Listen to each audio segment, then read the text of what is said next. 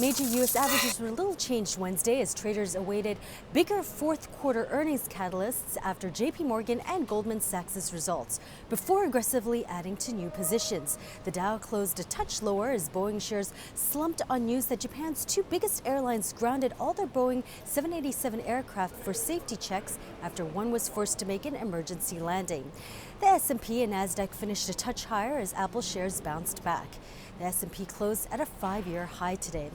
The S&P has advanced more than 3% so far this year, extending last year's 13% surge. Still, Paul Pignato, founder of Hightower's Pignato Carp Group, notes that the S&P is trading about 14 times this year's earnings estimates compared to the historical 17 to 18 times.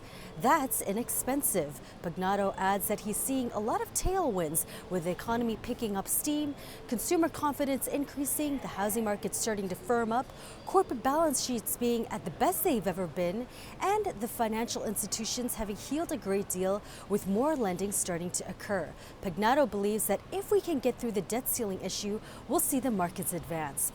Tomorrow, investors will continue to gain insight on corporate fundamentals with fourth quarter earnings from Citigroup and Bank of America.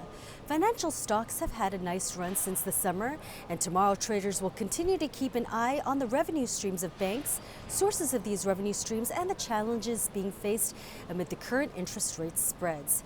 On the U.S. economic front tomorrow, there'll be weekly initial jobless claims and continuing claims, housing starts, building permits, and the Philly Fed's Business Outlook survey. The housing numbers are expected to continue to point to an uptrend.